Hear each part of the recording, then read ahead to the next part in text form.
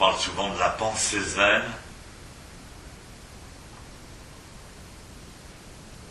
ou de la non-pensée zen.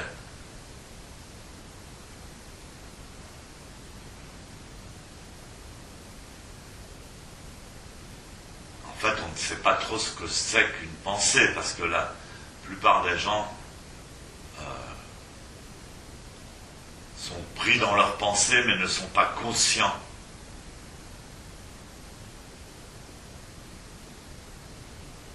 de ce que c'est exactement que la pensée, en fait.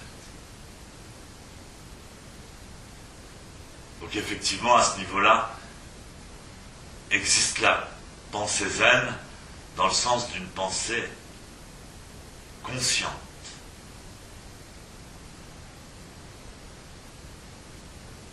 Ou bien d'être conscient du fait de penser. Mais qu'est-ce que c'est une pensée ? Est-ce que c'est des mots, des phrases,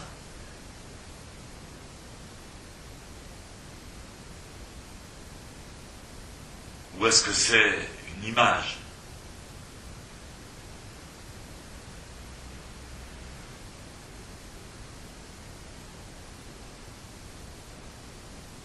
En fait, chaque mot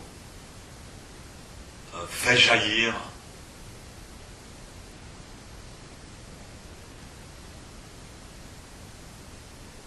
en nous une image holographique, plus ou moins abstraite. Il ne faut pas croire que c'est forcément une image totalement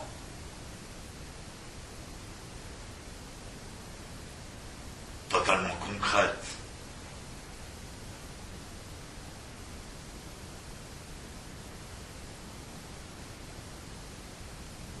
Donc c'est une association entre des phonèmes, des mots qui ont un sens et qui font jaillir une image holographique dans notre cerveau.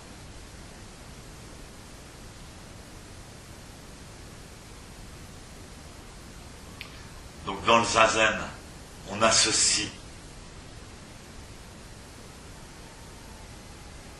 l'image à quelque chose de concret qui est notre propre corps. Donc notre corps doit devenir une pensée. Notre corps lui-même devient une pensée, donc une image holographique, qui va s'ajuster à la réalité matérielle du corps. Elle va se superposer.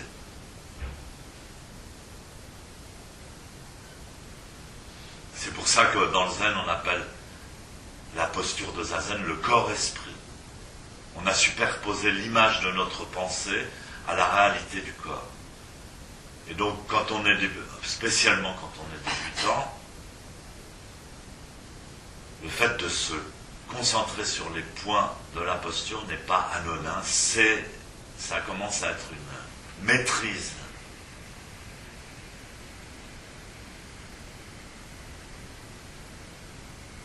profonde du corps-esprit.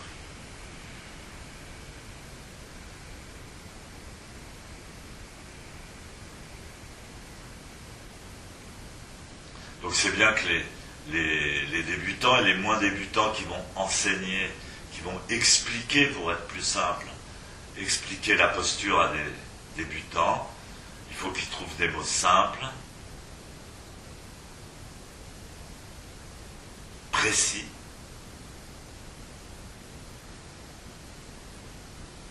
qui vont créer une image correcte dans la conscience des débutants. Alors, menton rentré, par exemple. Basculer le bassin vers l'avant.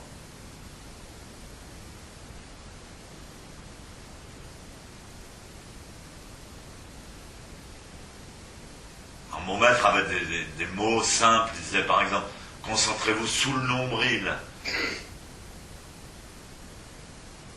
3 cm, pas plus, pas 10, sous le nombril. Donc il révèle des points dans notre corps. Relâchez les épaules. Le nez et le nombril sur une même ligne. Déjà, il y a une image géométrique. Une même ligne verticale. Les oreilles et les épaules sur un même plan. Tout ça, c'est des... Justement, j'expliquais sur les cérémonies avant-hier. Tout ça, c'est des mantras.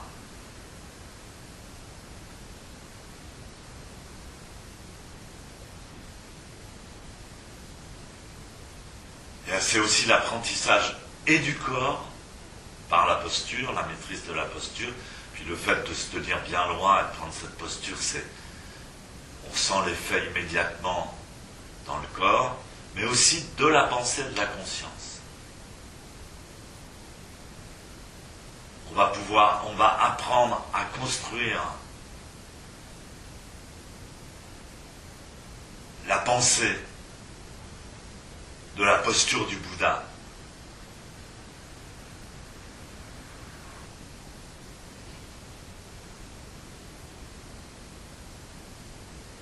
On va prendre directement conscience des tensions que nous avons,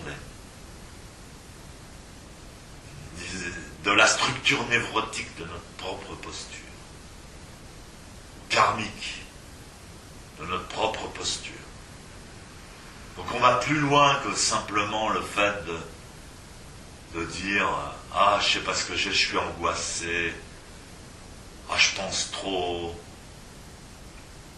J'ai des soucis. J'ai des problèmes. »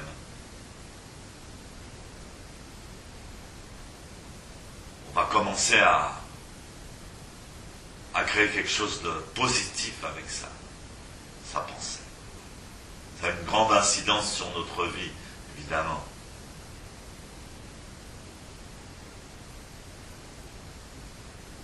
Et je le répète, après il y a le souffle. Vous connaissez l'histoire de la Bible, Dieu a ramassé une poignée de terre, de glaise, d'argile.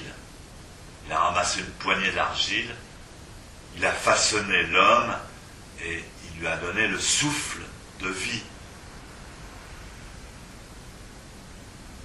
Donc vous façonnez votre Bouddha par l'image et la mise en pratique de cette image dans votre propre corps, et ensuite vous lui donnez le souffle de vie par la respiration.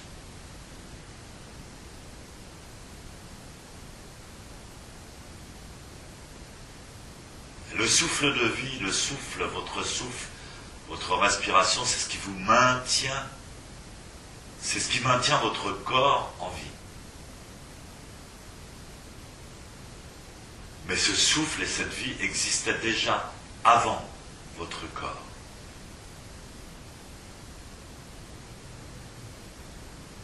Il existe partout, en toutes choses. Même dans les pierres, dans ce qu'il y a de plus dur, dans les métaux, dans l'eau, dans les éléments.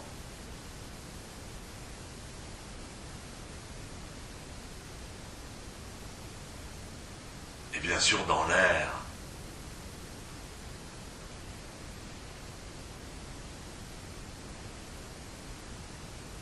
Le souffle est très rapide. Il est lié à l'esprit.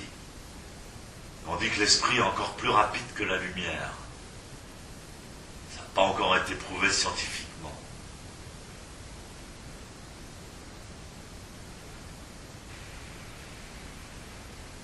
Il est très rapide et il transporte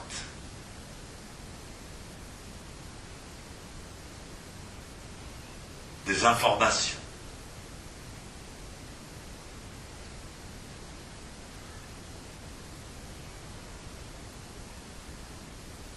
C'est-à-dire que souffle, énergie, information,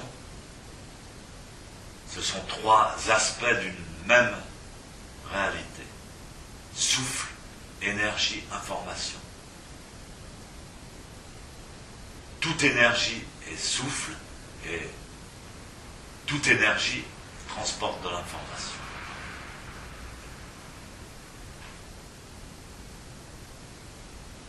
Donc l'air qui passe à travers vos poumons, à travers votre corps, qui nourrit votre sang, transporte aussi les informations. Il passe par vous, il va recevoir votre information.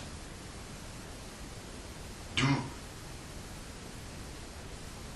le bénéfice immense de la méditation. Pourquoi les Bouddhas, les Bodhisattvas ne méditent pas seulement pour eux, mais aussi pour purifier l'information.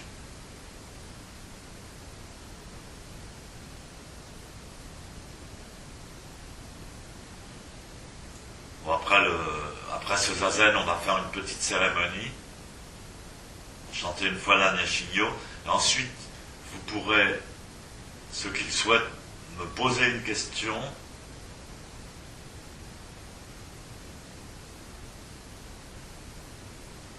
Spécialement ceux qui ont fait le cours de Zen, mais je crois que je ne sais pas combien il y en a. Enfin, tout le monde peut poser une question. Donc là encore, créer une question, c'est important. C'est un exercice dans le Zen traditionnel qui est demandé aux étudiants de poser une question, de trouver une question à poser.